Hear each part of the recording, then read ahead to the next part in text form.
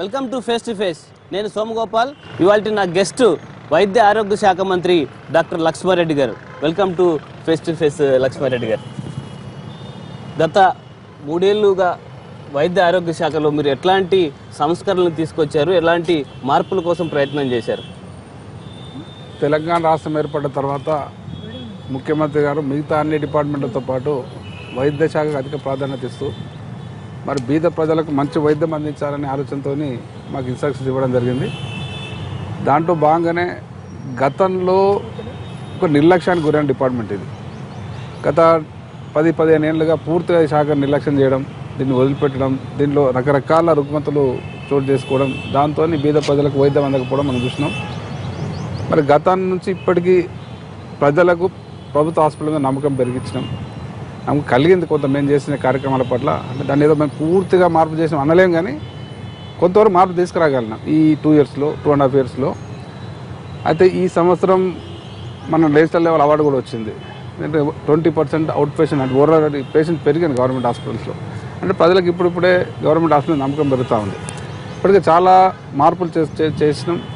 అన్ని హాస్పిటల్స్కు కొత్త ఎక్విప్మెంట్స్ ఇవ్వడం కానీ, రిపేర్ చేయడం కానీ, తర్వాత అవసరమైన సివిల్ వర్క్ చేయడం కానీ, వాళ్ళకు మెడిసిన్ సరిగ్గా ఇవ్వడం కానీ, డయాగ్నోసిస్ కూడా సరిగ్గా చేయడం కానీ, డాక్టర్స్ టైంకు డ్యూటీకి రావడం కానీ, మరి గతంలోకి ఇప్పటికి చాలా మార్పులు తీసుకురాగలిగినాం. దాంతో ప్రజలకు నమ్మకం పెరుగుతూ ఉంది.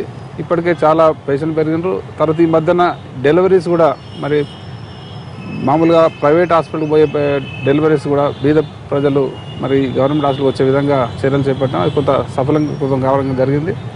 అంటే ఈ మీ శాఖలో ఎక్కడ వేసిన గొంగలు అక్కడే సమస్యలు అట్లాగే ఉన్నాయి, ఏమీ పెద్దగా మార్పు చేయలేకపోయారన్నది విమర్శ. అంటే ఇప్పుడు నేను చెప్పిందంతా మార్పే.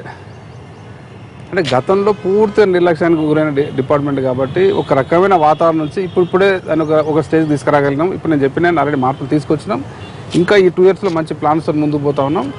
ఖచ్చితంగా ఈ 2 yearsలో మ్యాక్సిమం దీంట్లో చేంజెస్ తీసుకొచ్చి ప్రజలకు పూర్తి స్థాయిలో బీద ప్రజలకు వైద్యం గవర్నమెంట్ హాస్పిటల్ అందించేదానికి అన్ని రకాల ప్రయత్నాలు చేస్తూ ఉన్నాం. మీరు చూస్తుంటే గతానికి ఇప్పటికీ ఒక మేజర్ మార్పు చూస్తుండ్రు. గవర్నమెంట్ హాస్పిటల్లో ట్రాన్స్ప్లాంట్ సర్జరీ చేయడం అనేది ఫస్ట్ టైం చేస్తున్నాం. గతంలో ట్రాన్స్ప్లాంట్ సర్జరీస్ అనేది కేవలం డబ్బున్న వాళ్ళకి అని కార్పొరేట్ హాస్పిటల్లో 40-50 లక్షలు ఖర్చు పెట్టే పరిస్థితి ఉండేది. మరి అటువంటి 40-50 లక్షలు బీద ప్రజలు ఖర్చు పెట్టలేరు. అటువంటి వాళ్ళకు కూడా గవర్నమెంట్ హాస్పిటల్స్లో ఈ ట్రాన్స్ప్లాంట్ సర్జరీ పెంచి ఉస్మానియా కావచ్చు, నిమ్స్లో కానీ, గాంధీలో కానీ ఈ ట్రాన్స్ప్లాంట్ సర్జరీ చేస్తూ బీద ప్రజలకు ఆ సౌకర్యం కల్పిస్తూ ఉన్నాం. అంటే ఇది ఒక పెద్ద మార్పు. ఇది అంటే గవర్నమెంట్ హాస్పిటల్స్ కార్పొరేట్ హాస్పిటల్స్ ఢీకొనడానికి సిద్ధంగా ఉండడానికి ఇది ఒక మీకు నిదర్శనం. అంటే డాక్టర్ల కొరత ఉంది, స్టాఫ్ కొరత ఉంది, మౌలిక సదుపాయాల కొరత ఉంది. వాస్తవమే. స్టాఫ్ అంటే గత చాలా సంవత్సరాలుగా ఈ డిపార్ట్మెంట్లో స్టాఫ్ రిక్రూట్మెంట్ జరగలేదు. ఈ మధ్యన ముఖ్యమంత్రి గారు క్యాబినెట్లో ఒక 2118 పోస్టులకు ఆమోదం తెలపడం జరిగింది. కాకపోతే దాంట్లో కొంత ఈ జోనల్ ప్రాబ్లంతో రకరకాల ఈ టెక్నికల్ ప్రాబ్లంతో కొంచెం డిలే అన్నమాట. వాస్తవమే. అది ఆల్రెడీ అవన్నీ క్లారిటీ వచ్చింది. తొందరలోనే 2118 పోస్టులు శాంక్షన్ అంటే ఆల్రెడీ రిక్రూట్మెంట్ జరుగుతాయి. అంటే వైద్య ఆరోగ్య శాఖలో నిర్లక్ష్యం రాజ్యం ఏలుతోంది. సరోజిన్లో కొంతమందికి కంటి చూపు పోయింది, నీలోఫర్లో 5 బాలింతలు చనిపోయారు, ఉస్మానియా, గాంధీ రోజు ఏదో ఒక ఘటన జరుగుతూనే ఉంది. అంటే ఇది నిర్లక్ష్యం అనడానికి కాదు, అవి కొన్ని వాస్తవాలు కూడా కావు. మనం ఒక రకంగా చెప్పాలంటే మరి మీడియా కాంపిటీషన్లా లేకుంటే మా వాళ్ళ హాస్పిటల్లో ఉన్న ఇంటర్నల్ కొన్ని చిన్న తగాదాలకు కొన్ని అనవసరమైనవి, అది మాకు సంబంధం లేనివి, అక్కడ జరగనివి కూడా కొన్ని అనవసరంగా హైలైట్ అవుతూ ఉన్నాయి. కొన్ని అక్కడక్కడ జరిగిన మాట వాస్తవం. వాటి మీద చర్యలు చేపట్టడానికి అక్కడ ఆలోచన చేస్తూ ఉన్నాం. సరోజన్లో జరిగిన దాని మీద ఆల్రెడీ ఎంక్వైరీ జరుగుతూ ఉంది, కోర్టులో కేసు నడుస్తూ ఉంది. నీలోఫర్లో జరిగిన సంఘటన కూడా కలెక్టర్ తోటి కమిటీ చేసిన ఎంక్వైరీ చేస్తూ ఉన్నాం. గవర్నమెంట్ హాస్పిటల్ను మీరు సెన్సేషన్ కూడా వాడుకోకండి, వేరే వార్తలు వాడుకోండి. ఎందుకంటే ఇది బీద ప్రజలకు సంబంధించిన ఇష్యూ. ఇది ఇప్పుడిప్పుడే ప్రజలకు నమ్మకం పెరుగుతుంది. మరి అటువంటి దాన్ని ప్రభుత్వ చిత్తశుద్ధితో మేమైనా చాలా కష్టపడి ఇంకో స్టేజ్ తీసుకొస్తా ఉన్నాం. దాన్ని కొన్ని చిన్న ఇష్యూస్తో మరి వాటిని దాన్ని దిగదార్చే విధంగా చేయడానికి కరెక్ట్ కాదని నేను రిక్వెస్ట్ చేస్తాను. అంటే రాష్ట్రంలో ప్రభుత్వ ఆసుపత్రుల్లో మరణ మృదంగం జరుగుతోంది. రాష్ట్రంలో హెల్త్ ఎమర్జెన్సీ ప్రకటించాలని విపక్షాలన్నీ గవర్నర్ని కలిసాయి. వాళ్ళు చేసిన నిర్వాహకమే ఈరోజు హాస్పిటల్ పరిస్థితి. ప్రతిపక్షాలు కాంగ్రెస్ కావచ్చు, టీడీపీ కావచ్చు, వాళ్ళ స్వార్థం కొరకు ప్రభుత్వ హాస్పిటల్ నిర్లక్ష్యం చేశారు కంప్లీట్గా. వాళ్ళు చేసిన దాని కొరకే ఈరోజు ఈ హాస్పిటల్ పరిస్థితిలో ఉంది. వాటిని ఇప్పటికీ ఇంప్రూవ్ చేస్తూ ఉన్నాం. ఎక్కడ కూడా వాళ్ళకు ఎమర్జెన్సీ కాదు, వాళ్ళ పొలిటికల్ ఎమర్జెన్సీ వాళ్ళ తప్ప ఈ హెల్త్ ఎమర్జెన్సీ అవసరం లేదు. నేను అది ఇంతకుముందు చెప్పిన సబ్జెక్ట్ సేమ్ సబ్జెక్ట్.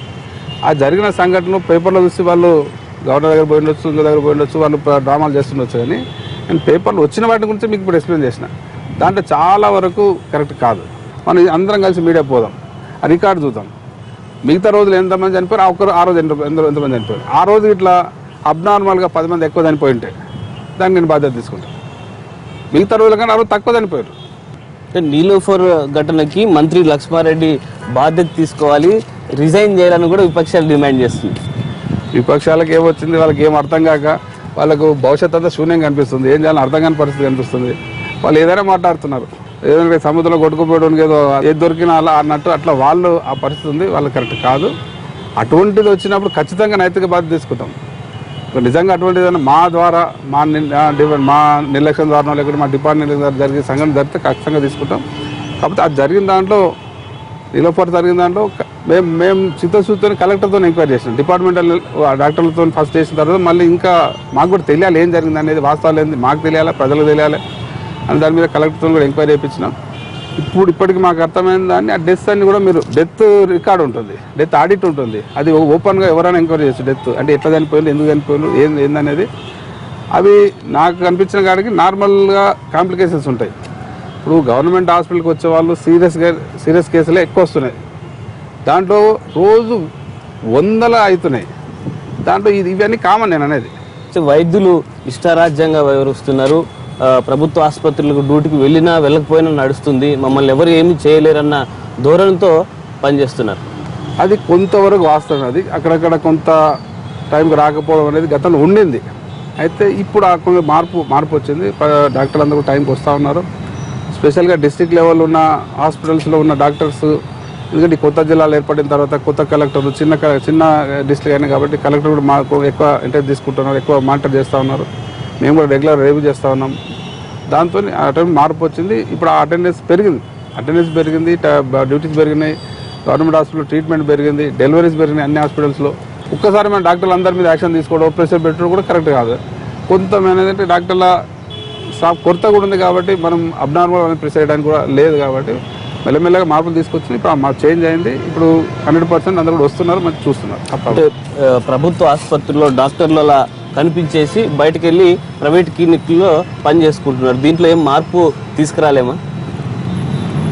అంటే అది కూడా నేను అనేది గతానికి ఇప్పటికి తగ్గింది. గతంలో పూర్తి కంప్లీట్గా ఏదో వచ్చిపోయే వాళ్ళు కొందరు రాకుండా ఉండేవాళ్ళు. ఇప్పుడు అట్లా లేదు, అందరూ వస్తున్నారు, డ్యూటీస్కి వస్తున్నారు, చేస్తున్నారు. వాళ్ళ డ్యూటీ వాళ్ళు చేసుకున్న తర్వాత బయట అక్కడక్కడ కొందరు ప్రాక్టీస్ కూడా చేసుకుంటున్నారు. దాని మీద మరి అది అందరు ఒపీనియన్ తీసుకొని దాన్ని ప్రైవేట్ ప్రాక్టీస్ బ్యాన్ చేయాలన్నా ఉంచాలన్నా ఏంటి అనేది కూడా ఆలోచన జరుగుతూ ఉంది. చూద్దాం దాని మీద ఒపీనియన్. హైదరాబాద్కు చుట్టుపక్కల 4 సూపర్ స్పెషాలిటీ హాస్పిటల్ కడతామని గత బడ్జెట్లో కూడా మీరు చెప్పారు. ఇప్పటి వరకు ఒక అడుగు కూడా ముందుకు పడినట్లేదు. ఒక్కడు కాదు 10 అడుగులు ముందుకైంది. గత 50 ఏళ్ళుగా హైదరాబాద్లో అవే ఉస్మానియా, అదే గాంధీ తప్ప కొత్త హాస్పిటల్ రాలేదు. అప్పటి పాపులేషన్ నిర్మించిన హాస్పిటల్ తప్ప కొత్తగా రాలేదు. ముఖ్యమంత్రి గారు ఆలోచన చేయడం, వాటి మీద ఆల్రెడీ అడ్మినిస్ట్రేటివ్ శాంక్షన్ కూడా ఇవ్వడం జరిగింది 4 హాస్పిటల్స్కి. సైట్స్ కూడా ఐడెంటిఫై చేసినాం. దాని మీద బ్యాంక్ లోన్ కొరకు కరెక్ట్ ప్రాసెస్ జరుగుతూ ఉంది, లోన్ ప్రాసెస్ అవుతూ ఉంది. అది అయినప్పుడే దాన్ని ఖచ్చితంగా తొందరలోనే ఫౌండేషన్ చేసి 100% హాస్పిటల్ కట్టి తీరుతాం. మీ ప్రభుత్వం ఏర్పడ్డప్పుడు ఉస్మానియా పాత భవనాన్ని కూల్చేస్తాం, కొత్తగా టవర్స్ నిర్మిస్తామని చెప్పారు. ఇప్పుడు వరకు అతిగతి లేదు. అంటే పాత భవనాన్ని కూల్చి కొత్తది కడదామని ఒక ఆలోచన ఉండింది. అయితే ఇప్పుడు హెరిటేజ్ ప్రాబ్లం ఉంది కాబట్టి ఆ బిల్డింగ్ను తీసేద్దానికి కొంత అందరి నుంచి సూచనలు వచ్చినాయి. కాబట్టి ముఖ్యమంత్రి ఆలోచన చేసి మరి దాన్ని అట్లే ఉంచి పక్కన టవర్స్ కట్టడానికి ప్లాన్ చేస్తున్నాం. కాబట్టి కొంత డిలే అన్నమాట. వాస్తవమే ఆల్రెడీ ప్లాన్స్ అన్నీ కూడా రెడీ అయినాయి 2 టవర్స్ వరకు. ఈ ఎలక్షన్ కోడ్ కంప్లీట్ అయితేనే మోస్ట్లీ నెక్స్ట్ మంత్ మా ఫౌండేషన్ చేయడానికి అన్ని కూడా ప్రయత్నాలు చేస్తాం. అవినీతి మీ శాఖలో ఎక్కువగా ఉంది. అంటే మంత్రి స్థాయిలో లేకపోయినప్పటికీ కింది స్థాయిలో మాత్రం పైసలు లేనిదే పని కావట్లేదని ఈ డిపార్ట్మెంట్లో అన్ని డిపార్ట్మెంట్లతో పాటు ఈ డిపార్ట్మెంట్ ఇంకా పూర్తిగా నెగ్లెక్ట్ చేసి ఈవెన్ మీరు అనేది కూడా చాలా ఉండేది గతంలో. మరి దాన్ని ఒక్కసారి మార్పు తీసుకురాలేం. పైనుంచి అయితే మార్పు తీసుకొస్తున్నాం. మా స్థాయిలో కంప్లీట్గా తగ్గించినాం. ఎక్కడ కింది స్థాయిలో మరి ఎక్కడన్నా చిన్న జరుగుతుండొచ్చు, కానీ గతానికి పోలిస్తే చాలా తగ్గినాయి. గతంలో ఎందుకంటే నేను స్టార్టింగ్లో మంత్రి అయిన తర్వాత నా దగ్గరికి ఎవరు వచ్చినా ఏ ట్రాన్స్ఫర్ కొరకు వచ్చినా అదో రకంగా భాషతో వచ్చేవాళ్ళు. అంటే ఏదో రకంగా దాన్ని మేము ఏదో చేసుకుంటాం సార్, ఏమో ఇచ్చుకుంటాం అనే పరిస్థితులు గతంలో ఉండింది. ఎవరైతే అటువంటి వాళ్ళు వచ్చారో వాళ్ళని పక్కట్టి వేరే వాళ్ళకి పోస్టులకు ఇచ్చినాం. ఎవరైతే మనకు వాడు ఆ రకంగా వస్తున్నారంటే వాడు అవినీతి పరుడు అనేది తెలుసు కాబట్టి అటువంటి పక్క కడుతున్నాం. కాబట్టి ఇప్పుడు అందరికి అర్థమైపోయింది ఇక్కడ ఇటువంటి జరగదు. అంటే మనం కరప్షన్ ఎంకరేజ్ చేయకుండా వాళ్ళు కూడా కింద చేయరు. మనమే వాళ్ళని కరప్షన్ చేసి వాళ్ళకి పోస్టులకు ఇస్తే ఆటోమేటిక్గా వాళ్ళకి కింద చేయడానికి అవకాశం ఉంది. కాబట్టి తగ్గింది, చాలా తగ్గింది. గతానికి ఇప్పటికి పోలిస్తే 90% తగ్గింది. ఇంకా ఎక్కడైనా కింద అక్కడక్కడ ఉంటే కూడా అది కొంచెం టైం పడుతుంది. మందుల కొనుగోలు టెండర్లో గోల్మాల్ జరుగుతుంది. ఈ మధ్య ఉస్మానియాలో జరిగిన పాథాలజీ ఎక్విప్మెంట్కి సంబంధించి ఎలాంటి టెండర్లు ఇచ్చినప్పటికీ నిపుణుల కంపెనీలు మేనేజ్ చేశాయన్న ఆరోపణలు ఉన్నాయి. ఈ మందుల కొనుగోలు కానీ ఎక్విప్మెంట్ కొనుగోలు కానీ గతంలో పూర్తి లోపభూయిష్టంగా ఉండే. మెడిసిన్స్ కొనుగోలులో పూర్తిగా పారదర్శకంగా తీసుకొచ్చినాం. హై అంటే మంచి క్వాలిటీ మెడిసిన్స్ కొనాలి, మంచి కంపెనీ నుంచి కొనాలనే దాని మీద అటువంటి నామ్స్ తయారు చేసి ఆ రకంగానే ఇప్పుడు ఇంతకుముందులాగా లోకల్ వీళ్ళ సప్లై వాళ్ళు దాంట్లో పాల్గొనడానికి అవకాశం లేకుండా మంచి స్టాండర్డ్ ఉన్న వాళ్ళే పాల్గొనడానికి ఏర్పాటు చేసినాం. ఇప్పుడు వైద్య ఆరోగ్య శాఖకు సంబంధించి మీరు ముఖ్యమంత్రి ప్రక్షాళన చేయడానికి చాలా ప్రయత్నాలు చేస్తున్నారు. ఎందుకు అది సాధ్యం కావట్లేదు? ఎందుకు అడుగు ముందుకు పడట్లేదు? ప్రక్షాళన చేయడానికి ప్రయత్నం చేస్తున్నాం. చాలా అడుగులు ముందుకు పడ్డది. ఆ ముందుకు పడ్డాయి కాబట్టి మనం నేషనల్ లెవెల్ అవార్డు తీసుకున్నాం. అది మేము మా స్టేట్ లెవెల్ అవార్డు కాదు. తమిళనాడు, తెలంగాణ 2 స్టేట్లకి దేశం మొత్తంలో అవార్డ్స్ వచ్చినాయి. అంటే 20% పేషెంట్స్ పెరిగింది గవర్నమెంట్ హాస్పిటల్లో. అంటే 1 ఇయర్లో 20% పెరగడం అనేది చాలా చేంజ్ వచ్చిందంటే చాలా మార్పులు వచ్చినట్టే. అది మేము మార్పులు చేయకుండా అంత కాన్ఫిడెన్స్ లేకుండా ప్రజలు రారు. ఎంజీఎంతో పాటు ఖమ్మం లాంటి ఆసుపత్రులను మోడర్నైజ్ చేస్తాం, రాష్ట్ర వ్యాప్తంగా ఉన్న ఆసుపత్రులన్నింటినీ కూడా ఆధునీకరిస్తామన్నారు. కానీ ఇప్పటి వరకు ఏం చేసినట్టు లేదు. అంటే కొంత ఇప్పుడు ఉన్నంతలో బడ్జెట్ ప్రొవిజన్స్ కానీ ఉన్నంతలో కొంత మార్పులు చేసినాం. ఇంకా కొత్త బిల్డింగ్ కట్టడానికి ఖమ్మంలో కానీ కరీంనగర్లో కానీ తర్వాత ఎంజీఎంలో ఆల్రెడీ శాంక్షన్ ఉన్నాయి. అవన్నీ కూడా ఆల్రెడీ వస్తున్నాయి, కొత్త బిల్డింగ్ వస్తున్నాయి. వాటి కూడా ఈ లోన్ పాస్ అవుతుంది. అయితే తొందరనే అవన్నీ కూడా స్టార్ట్ అవుతాయి. ఆ మధ్యకాలంలో మెడికల్ సీట్లు పెరిగాయి. వసతుల కల్పన లోపాలతోటి అవి తగ్గించింది ఎంసీఏ వాళ్ళు వచ్చి చూసి కొన్ని ఇన్స్ట్రక్షన్స్ ఇవ్వడం, కొన్ని లోపాలు ఉన్నాయి చూపడం జరిగింది మాట వాస్తవమే. వాటన్నిటి కూడా రెక్టిఫై చేస్తున్నాం. కాబట్టి ఎక్కడ కూడా సీట్లు పోవడానికి అవకాశం లేదు. ఎక్కడ కూడా సీట్లు ఏం పోవు. ప్రొఫెసర్ కూడా ఆల్రెడీ రిక్రూట్మెంట్ చేసుకుంటున్నాం. Welcome back to face to face. మీరు డాక్టర్ కాబట్టే డాక్టర్ల విషయంలో ఉదాసీనంగా వ్యవహరిస్తున్నారన్న విమర్శ ఉంది. డాక్టర్ కాబట్టి డాక్టర్ల ప్రాబ్లం తెలుసు, పేషెంట్ ప్రాబ్లం తెలుసు. కాబట్టి ఎట్లా కోఆర్డినేట్ చేయాలి, ఎట్లా వాళ్ళతో పని తీసుకోవాలని ఆలోచన చేస్తూ ఉన్నాం. మనం ఉదాసీనత కాదు, ఇక్కడ వాళ్ళకి టైం ఇచ్చినాం. మనకు కొత్త రాష్ట్రం వచ్చిన తర్వాత మన తెలంగాణ ప్రజలకు మంచి వైద్యం అందించాలి, మంచి సేవలు అందించాలి అనే దృక్పథంతో మరి అందరూ మోటివేట్ చేస్తూ ఉన్నాం. అందరూ కూడా స్టార్టింగ్ ఇప్పటికి చాలా చేంజెస్ వచ్చినాయి. మొన్ననే నీలోఫర్ హాస్పిటల్లో మరి ఇద్దరి మీద సూపరింటెండెంట్ కానీ మిగతా వాళ్ళను సరెండర్ కూడా చేయడం జరిగింది. మరి ఇంకా అవసరం అంటే సస్పెన్షన్ వరకు కూడా పోతాం. క్షేత్రస్థాయిలో లక్ష్మారెడ్డి పర్యటనలు చేయడం లేదు. హైదరాబాద్కి ఎక్కువ పరిమితం కావడం వల్ల కూడా లీజినెస్ ఎక్కువైందన్నది ఒక ఆరోపణ. ఇది 100% అవాస్తవం. ఎందుకంటే నేను తిరిగినంత ఎవరు కూడా తిరగలేదు. అన్ని జిల్లాలను 2-3 సార్లు తిరిగిన, ఏజెన్సీ ఏరియాలు తిరిగిన. ఏజెన్సీ ఏరియాలు ఇంతకుముందు ఏం మంత్రి పోలే. నేను అన్ని ఏజెన్సీ ఏరియాలో అప్పుడు ఇంతకుముందు ఒకసారి మలేరియా వచ్చినప్పుడు ఆదిలాబాద్ మొత్తం తిరిగి 2 రోజులు ఉన్నాం. ఈ లాస్ట్ ఇయర్ కూడా ముందే అడ్వాన్స్గా మామూలుగా వర్షాకాలం ఎక్కువ ఏజెన్సీ ఏరియాలో ప్రాబ్లమ్స్ వస్తాయని ఒక 2 నెలల ముందే మేళనే స్టార్ట్ చేసి అన్ని జిల్లాలు తిరిగినాం. ఈ ఏజెన్సీ ఏరియాలు అయితే ఎటు నగరం కానీ ఇప్పుడు భద్రాచలం కానీ అన్ని ప్రాంతాలు తిరిగి అక్కడ వాళ్ళని అలర్ట్ చేసి డాక్టర్తో మీటింగ్ పెట్టి 2 డేస్ అక్కడే ఉండి అక్కడ లోకల్ మంత్రులు ఎమ్మెల్యేలతో కోఆర్డినేట్ చేసుకొని అక్కడ ఐటీడీ అధికారులతో మీటింగ్ పెట్టి ఈ సంవత్సరం పూర్తి స్థాయిలో మలేరియా ఫీవర్స్ తగ్గించగలిగినాం, డెత్స్ కూడా తగ్గించగలిగినాం. ఖమ్మం జిల్లా బోనకల్లో మధ్య చాలామంది చనిపోయారు. అలాంటి ఇన్సిడెంట్ల విషయంలో కూడా మంత్రి కఠినంగా వ్యవహరించట్లేదు. బోనకల్లో జరిగింది మీకు ఆల్రెడీ అసెంబ్లీలో నేను చెప్పడం జరిగింది, మీడియాకి చెప్పడం జరిగింది. అది ఏజెన్సీ ఏరియా కాదు, ప్లేన్ ఏరియా. మామూలు అక్కడ అటువంటివి వస్తాయని కూడా అనుకోలేదు. కానీ వచ్చిందా అంటే కూడా వీరైతే ప్రతిపక్షాలు మాట్లాడడం జరిగిందో మీడియాలో వచ్చిందో అది కరెక్ట్ కాదు. 22 డెత్స్ జరిగిందని చెప్పడం జరిగింది. ఆ డెత్ ఆడిట్ కూడా చేయడం జరిగింది. దాంట్లో 2 మాత్రమే ప్యూర్గా దాంతో చనిపోవడం జరిగింది. మిగతా అన్నీ కూడా నార్మల్ డేస్నే మరి వాళ్ళు ఫోకస్ చేసింది, అది కరెక్ట్ కాదు. బోనకాల్లో కూడా ఇమీడియట్ యాక్షన్ తీసుకోవడం జరిగింది, కంప్లీట్గా కంట్రోల్గా వచ్చింది. అక్కడ కూడా గవర్నమెంట్ హాస్పిటల్లో ట్రీట్మెంట్ జరిగిన దగ్గర ఎక్కడ కూడా ఎవరు కూడా చనిపోలేదు, ఎవరు ప్రాబ్లం కాలేదు. కొంత ప్రైవేట్ హాస్పిటల్లో జరిగిన దాని మీద వాళ్ళ మీద కూడా మనం ఎంక్వైరీ పెట్టినాం, యాక్షన్ కూడా తీసుకున్నాం. లక్ష్మారెడ్డికి రియల్ ఎస్టేట్ వ్యాపారం మీదే ఎక్కువ దృష్టి వైద్య ఆరోగ్య శాఖపై కంటే. రియల్ ఎస్టేట్ మీద దృష్టి అనేది కాదు, కానీ నేను ఇంతకుముందే చెప్పాను మేడం, గత ప్రభుత్వాలు, గత నాయకులు, గతంలో ఉన్న కరప్షన్కు ఇప్పటికీ పూర్తిగా 100% కంట్రోల్లో ఉంది. నేను రాజకీయాల్లో రావడం ఒక మంచి ఆలోచన రావడం జరిగింది. నేను రాజకీయాల్లో 88లో సర్పంచ్గా రాజకీయం రావడం, అప్పటి నుంచి ఇప్పటి వరకు ఎక్కడ కూడా ఒక పొలిటికల్ లీడర్ ఎక్కడ కూడా ఒక చిన్న కరప్షన్ చేయలేదు, ఒక రూపాయి తీసుకోలేదు. కాకపోతే దాంతోపాటు సైమల్టేనియస్గా మరి నాకంటూ పని జరగాలి, మరి ఈ డబ్బులు ఖర్చు పెట్టాలి, తిరగాలి, చేయాలంటే నాకంటూ నా ఫ్యామిలీగా ఉండాలంటే మరి ఏదో చేయాలి. కాబట్టి రియల్ ఎస్టేట్ ఖచ్చితంగా చేస్తాను. రియల్ ఎస్టేట్ కూడా జెన్యున్గా పర్ఫెక్ట్గా ఎక్కడ ఎవరికి ఇబ్బంది కలగకుండా రియల్ ఎస్టేట్ చేస్తాం. దాంట్లో ఎవరు కూడా చిన్న నష్టం కూడా జరగనీయం. ఆ రియల్ ఎస్టేట్ బిజినెస్ చేసుకుంటూనే రాజకీయం చేస్తున్నా, ఆ రియల్ ఎస్టేట్ వచ్చి డబ్బులతోనే రాజకీయంలో ఖర్చు పెడుతున్నా, ప్రజలకు సేవ చేస్తున్నా. జడ్చర్ల పరిసరాల్లో 100 ఎకరాలని మంత్రి లక్ష్మారెడ్డితో పాటు అనుచరులు కొనుగోలు చేశారు. అంటే మీరు అనేదాంటే ఒక మాట కొనుగోలు అన్నారు. కొనుగోలు చేసి ఉంటే తప్పు లేదు, కబ్జా చేసి ఉంటే తప్పు.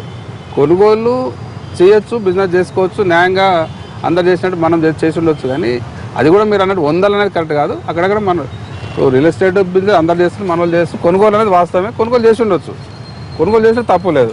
ఇప్పుడు గవర్నమెంట్ ల్యాండ్ కబ్జా చేసుకోవడం, లేకుంటే ఎవరైనా బీదల ల్యాండ్ను వాళ్ళకి ఇబ్బంది పెట్టి తీసుకోవడం అది తప్పు. అటువంటి ఎక్కడ కూడా జరగలేదు, చిన్న కూడా జరగవు కూడా.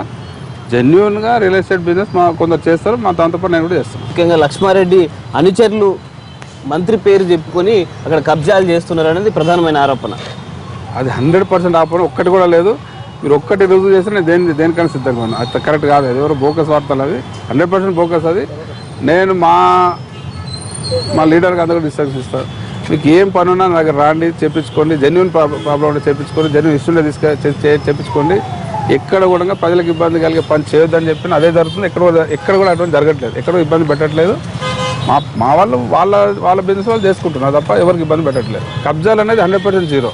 ఒక్క కబ్జా చూపిస్తే మీరు నేను దేనికైనా సిద్ధంగా ఉన్నా. నేను కావచ్చు, మా లీడర్లు కావచ్చు, మా ప్రాంతంలో కావచ్చు, మా జడ్చర్ల ప్రాంతం ఎక్కడైనా సరే కబ్జా అనేది ఒక గుంట కబ్జా చేసి ఉంటే కూడా నేను అన్నిటికీ సిద్ధంగా ఉన్నది. లక్ష్మారెడ్డి తన సొంత జిల్లా కోసం ఏం చేశాడంటే ఏమీ చేయలేదన్నదే సమాధానం. అసలు గతంలో ఎవరు చేయనంతా మా జిల్లాకు చేసినాం. మొట్టమొదటి అతిపెద్ద ఇరిగేషన్ ప్రాజెక్టు తెలంగాణ రాష్ట్రంలో మామనాడు జిల్లాకు వచ్చింది, అది పాలమూరు లిఫ్ట్ ఇరిగేషన్. మొట్టమొదటి మెడికల్ కాలేజ్ మామనాడు రావడం జరిగింది. రాష్ట్రం మొత్తంలో ఒకటే ఒక డిగ్రీ మహిళా కళాశాల వచ్చింది, అది నా జడ్చర్లకు వచ్చింది. ఒకటే సంవత్సరంలో మ్యాక్సిమం రోడ్స్ గత 22 పెండింగ్ ఉన్న రోడ్స్ అన్నీ కూడా క్లియర్ అయినాయి, అన్నీ కూడా కంప్లీట్ అయినాయి. ఇప్పుడు ఇరిగేషన్ వస్తుంది, డ్రింకింగ్ వాటర్ వస్తుంది, రోడ్లు వస్తున్నాయి, హాస్పిటల్ వచ్చింది, కాలేజీలు వచ్చినాయి. ఇవన్నిట్లో మా పాత్ర కీలకంగా ఉంది అని తెచ్చడం, ఆ సాటిస్ఫాక్షన్ నాకు ఉంది. మంత్రి లక్ష్మారెడ్డికి నిరంజన్ రెడ్డికి గొడవేంటి? నాకు ఎవరితో గొడవ లేవు, నిరంజన్తో అసలే లేదు. ఇద్దరం కలిసే ఉంటున్నాం, కలిసే పని చేస్తాం, ఏదున్నా మాట్లాడుకుంటాం. మా జిల్లాలో ఎవరితో ఎవరు కొట్లాడలేవు. నేను ఎమ్మెల్యే కూడా చూసినాను. నా కాన్స్టిట్యున్సీకి వచ్చిన నిధులు మిగతా కాన్స్టిట్యూన్సీలకు రాలే, కాంగ్రెస్ ఎమ్మెల్యేలు ఉన్న కాన్స్టిట్యూన్సీలకు రాలేక. అప్పుడు నేను స్పెషల్గా నా ఇంట్రెస్ట్తో నేను అధికారులను కలిసి కొంత నిధులు తీసుకురాగలిగిన, కానీ కాంగ్రెస్ వాళ్ళు తీసుకురాలేకపోయింది. అదే ఇప్పుడున్న గవర్నమెంట్లో టీఆర్ఎస్ పార్టీలో ఉన్న అందరం కలిసి ఉంటున్నాం, ఎక్కడ గ్రూపులు లేవు, ఇబ్బంది లేదు, రెగ్యులర్ మాట్లాడుకుంటాం, కలిసి పనిచేస్తున్నాం, కలిసి ముఖ్యమంత్రి గారు దానికి పోయి పనులు తీసుకుంటున్నాం. ఆ గ్రూప్ వాతావరణం కంప్లీట్గా లేదు. ఇప్పుడు గత ప్రభుత్వాలు ఉంటుండే, ఇప్పుడు అట్లా లేదు. మా టీఆర్ఎస్ పార్టీ అందరం కలిసి పనిచేస్తున్నాం, కలిసి ఉంటున్నాం. టీఆర్ఎస్ పార్టీని గట్టిగా ఎదుర్కొంటున్న డీకే అరుణ లాంటి కాన్స్టిట్యున్సీలకి మీరు ఫండ్స్ ఇవ్వట్లేదు. గతంలో ఎవరు ఎమ్మెల్యే ఉంటే వాళ్ళకే ఫండ్ ఇవ్వడం, అపోజిషన్ ఎమ్మెల్యేలు తాను ఇవ్వకపోవడం అనేది గత ప్రభుత్వాలు చేసినాయి. అది చంద్రబాబు నాయుడు మొదలుపెట్టిండు, కాంగ్రెస్ కంటిన్యూ చేసింది. కానీ ముఖ్యమంత్రి కేసీఆర్ గారు వచ్చిన తర్వాత ఆ భేదభావాలు లేకుండా అన్ని ప్రాంతాలు ఈక్వల్గా ఫండ్స్ ఇచ్చినాం. రోడ్లు ఇచ్చినా ఈక్వల్ ఇచ్చినాం, ఇరిగేషన్ ఇచ్చినా ఈక్వల్, మిషన్ భగీరథ ఈక్వల్ ఇచ్చినాం. తర్వాత ఇంకా గొప్ప విషయం ఏంటంటే గతంలో ఈ ఎమ్మెల్యే ఫండ్ అనేది 50% మినిస్టర్ దగ్గర ఉంటుండే. ఇప్పుడు అవి కూడా మా ఎమ్మెల్యేలకు ఇచ్చిన ముఖ్యమంత్రి గారు. ఇంతకంటే ఏం నిదర్శనం కావాలి? ఇప్పుడు ఇండ్లు డబుల్ బెడ్ అంతటి ఇస్తున్నాం, పెన్షన్లు అందరికి ఇస్తున్నాం, మా మీ అనకుండా ఈ పార్టీ అందరికి ఇస్తున్నాం, కళ్యాణ లక్ష్మి అందరికి ఇస్తున్నాం. అన్ని కాన్సెప్ట్లు ఈక్వల్ పని నడుస్తున్నాయి. అపోజిషన్ పార్టీలో కానీ రూలింగ్ పార్టీ ఎమ్మెల్యేలు ఎవరున్నా సరే అందరి దగ్గర ఈక్వల్ పని నడుస్తుంది. ఎక్కడ కూడా భేదభావం లేదు. మీ పాత మహబూబ్ నగర్ జిల్లాలోనే కిరణ్, రేవంత్ రెడ్డి ఉన్నారు. రాజకీయంగా లక్ష్మారెడ్డి గారిని ఎదుర్కోలేకపోతున్నాడు. వాళ్ళను మేము ఎదుర్కోవాల్సిన పని కూడా లేదు. ఆ రెండు పార్టీలు పని అయిపోయింది. ప్రజలు పూర్తిగా తెలంగాణ వైపు ఉన్నారు, ముఖ్యమంత్రి గారి వైపు ఉన్నారు. కేసీఆర్ చేస్తున్న అభివృద్ధి కార్యక్రమాలకు అందరూ కూడా కేసీఆర్తో పాటే వాళ్ళు ఉన్నారు. అన్ని వర్గాల పనులు చాలా సంతోషంగా ఉన్నారు. అందరికీ మంచి పనులు అవుతున్నాయి. అసలు వాళ్ళు మాట్లాడిన మాట ఎవరు పట్టించుకోవట్లేదు. వాళ్ళను ఢీక్కోవడం అనేది అది అర్థం లేని మాట. వాళ్ళను ప్రజలే ఢీక్కుంటున్నారు.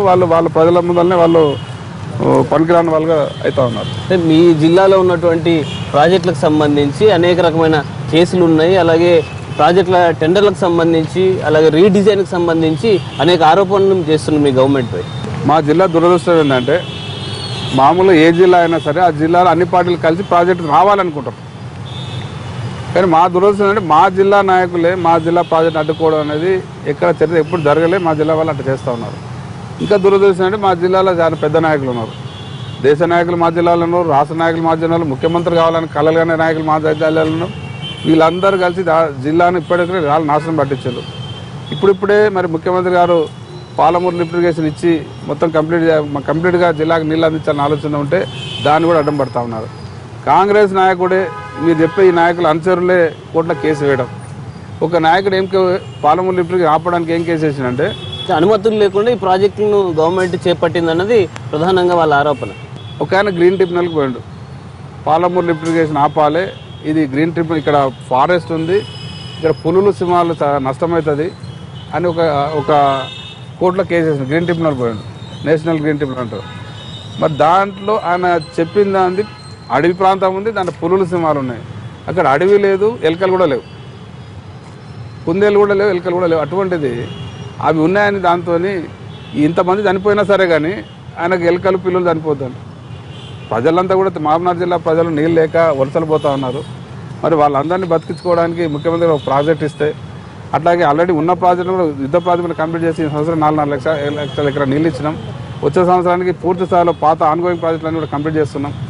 ఈ రకంగా ప్రభుత్వం పనిచేస్తుంటే వాళ్ళకి ఎక్కడ పాల్పోక ఈ ప్రాజెక్టులన్నీ కంప్లీట్ అయితే వాళ్ళ పుట్టగతులు ఉండవు, రాజకీయం ఉండదు, భవిష్యత్తుని ఆలోచనతోని మా జిల్లా ప్రాజెక్టు మా జిల్లా నాయకులు అడ్డుకోవడం నిజంగా దురదృష్టకరం. ఇంతకంటే దౌర్భాగ్యం, ఇంతకంటే దురదృష్టం వేరేది ఉండదు. రాబోయే 2 ఏళ్లలో మీ శాఖకు ఎట్లాంటి ప్లాన్స్ మీరు రెడీ చేసుకున్నారు? ఈ 2 సంవత్సరాల్లో మా శాఖను ఇంకా ఇప్పటికే చాలా సమూలంగా మార్పులు రాగలిగినాం. మాకు పూర్తి స్థాయిలో అవగాహన వచ్చింది. ఎట్టెట్లా తీసుకపోతే ఏమేమి చేయగలుగుతామనే దాని మీద. ముఖ్యంగా ఈ లేబర్ను అంటే ఈ డెలివరీస్ను పూర్తి స్థాయిలో గవర్నమెంట్ హాస్పిటల్లో చేసే విధంగా బీద గర్భిణీ స్త్రీలకు అన్ని వసతులు కల్పించడానికి ఇప్పటికే ఆల్రెడీ 102 వెహికల్ ఇవ్వడం, అంటే అమ్మఒడి స్కీమ్ ఏర్పాటు చేయడం జరిగింది. అది చాలా ఏజెన్సీలు నడుస్తూ ఉంది, చాలా సక్సెస్ఫుల్గా నడుస్తూ ఉంది, చాలా సాటిస్ఫాక్షన్ ఉన్నారు. దాన్ని ఇంకా రాష్ట్రం మొత్తం కూడా పెంచి ఆ వెహికల్స్ను అందరికీ కూడా ఆ సౌకర్యం కల్పించడం చూస్తూ ఉన్నాం. తర్వాత భవిష్యత్తులో కొత్త హాస్పిటల్ కట్టడం, తర్వాత ఈ ఉన్న హాస్పిటల్ ఇంకా ఇంప్రూవ్ చేయడం, ఇవన్నీ చేసి పూర్తి స్థాయిలో ప్రజలకు 1-2 ఇయర్స్లో గతంలో పూర్తి నిర్లక్ష్యానికి గురైన ఈ డిపార్ట్మెంట్ను కార్పొరేట్ స్థాయిలో, ప్రైవేట్ హాస్పిటల్ స్థాయిలో రీతిగా ప్రజలకు మంచి వైద్యం అందిస్తారు. విద్యాశాఖతో పాటు వైద్య శాఖపై కూడా ముఖ్యమంత్రి సంతృప్తిగా లేరు, నిజమేనా? అది వాస్తవం కాదు. ముఖ్యమంత్రి గారు పూర్తిగా సంతృప్తిగా ఉన్నారు. కాకపోతే ముఖ్యమంత్రి గారు ప్రాక్టికల్ మ్యాన్. సార్కి తెలుసు సాధక బాధకాలు ఎట్లుంటాయి, ఏముంటాయి, ప్రాబ్లం ఏముంటాయి, ఈ డిపార్ట్మెంట్ ఎంత దరిద్రంగా తయారైంది, దీన్ని ఎట్లా మెల్లగా పైకి తీసుకొస్తున్నారు సార్కి అర్థమైంది. కాబట్టి సార్ క్లియర్గా మాకు ఎంకరేజ్ చేస్తాను, సపోర్ట్ చేస్తూ ఉన్నారు. ముందులో ఎటువంటి అసంతృప్తి లేదు ముఖ్యమంత్రి గారికి. ఈ మధ్య కార్పొరేట్ ఆసుపత్రులతోటి ఎంప్లాయీస్, జర్నలిస్టుల కోసం ఒక స్కీమ్ను ఒప్పందం చేసుకున్నారు. ఎలా అమలు అవుతుంది అది? ఈ ఎంప్లాయీస్ హెల్త్ స్కీమ్ అనేది దాదాపు 10-12 సంవత్సరాల నుంచి నడుస్తూ ఉంది. గతంలో ముఖ్యమంత్రి మాట ఇవ్వడం, దాన్ని పట్టించుకోకపోవడం, కార్పొరేట్ హాస్పిటల్తో తూతుమంతరంగా మాట్లాడడం వదిలిపెట్టడం జరిగింది. మేము వచ్చిన తర్వాత ముఖ్యమంత్రి గారి సూచన మేరకు అన్ని కార్పొరేట్ హాస్పిటల్తో మాట్లాడడం జరిగింది, పలు దఫాలుగా చర్చించడం జరిగింది. ఈ మధ్యనే వాళ్ళతో ఒప్పందం కూడా కుదుర్చుకోవడం జరిగింది. అన్ని కార్పొరేట్ హాస్పిటల్తో పాటు కార్పొరేట్ ఎన్ఏబిహెచ్ హాస్పిటల్స్, మిగతా నాన్ ఎన్ఏబిహెచ్ హాస్పిటల్స్ అన్నిటితో ఒప్పందం కుదిరింది. అన్ని హాస్పిటల్ కూడా పూర్తి స్థాయిలో ఎంప్లాయీస్కి, జర్నలిస్ట్కి, రిటైర్డ్ ఎంప్లాయీస్కి అందరూ కూడా మంచి వైద్యం అంతా ఉంది. Thank you sir. ఓకే, ఇది ఇవాళ ఫేస్ టు ఫేస్. మరో ఎపిసోడ్లో మళ్ళీ కలుద్దాం. Signing off.